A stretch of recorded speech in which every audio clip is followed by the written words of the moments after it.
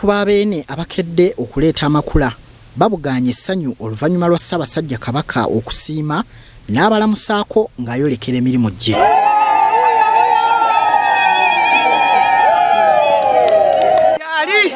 Nenabagerekagerekera Obuganda naye tuli basanyufu nnyo okulaba nga Ssaabasajja mulamu bulungi musanyufu. Tuze okutuuka emyaka 4 leero lwenkoze eki mulabye wano mu Lubiri gyali Zaani alabye ku Lubiri alinnye ku Lubiri ssaawa zino nze Kato Samuel Ssebaggala okuva e Bugerere kodde nga tujja tukweta makula naye nga Ssaabasajja letumulaba era mpulidde essanyu olugendo lwetno lunsaze.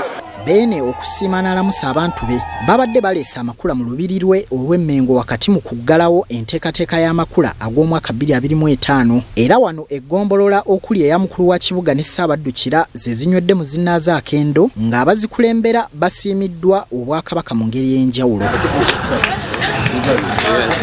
Era Ssaabasajja atwongeddemu amaanyi mayitirivu okulaba nti tetuddirira. Abamu ku bakiise embuga n'amakula agaggaddewo omwaka mubaddemu eggombolola ya Mumyuka Nakawa okuva e Kyaddondo, Mutuba 3 Bukomero, Musaale Kangulumira awamu ne kampuni ya Brooks Agrofarm Limited era ne gabatikkulwa Omutaka Namwama Augustine Kizito Mutumba omukubiriza w'olukiiko lw'abataka.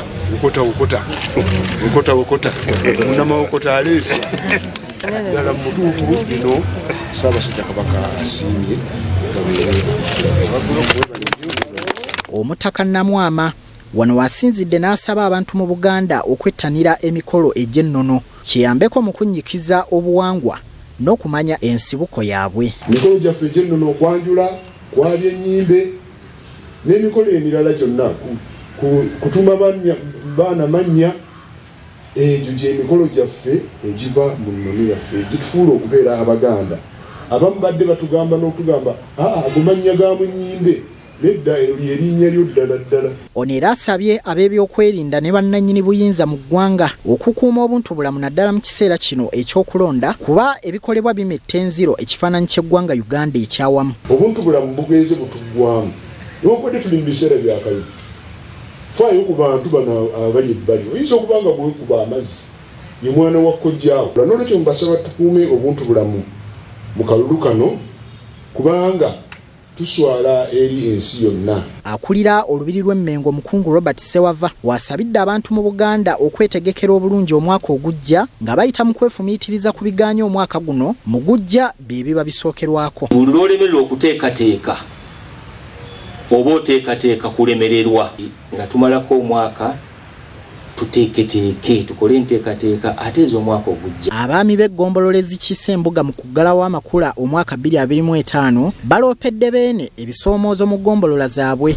ebiziŋŋamizza obuweereza bwa Beene eruuyi eyo. Ettaka balitunze balimazeewo ne bafuuka emmomboze ekiviiriddeko eggwanga okudda emabega abantu ne banoonya emirimu naye nga we bandikoledde emirimu egyo ate batunzeewo. Era wano Katikkiro w'ebyalo bya Kabaka Omukungu Moses Luutu asibiridde abantu ba Buganda entanda y'obubaka obubayisa mu kiseera kino eky'okulonda. Mbasaba tulonde abakulembeze nga si bya muzannyo, nga si bya kusaaga, nga si bya kugezesa, naye tulonde abakulembeze ab'ensa abayinza okujja Buganda ne Uganda weeri okujongera mu maaso. Hassan Kasagga, BBS Telefina, agesigika.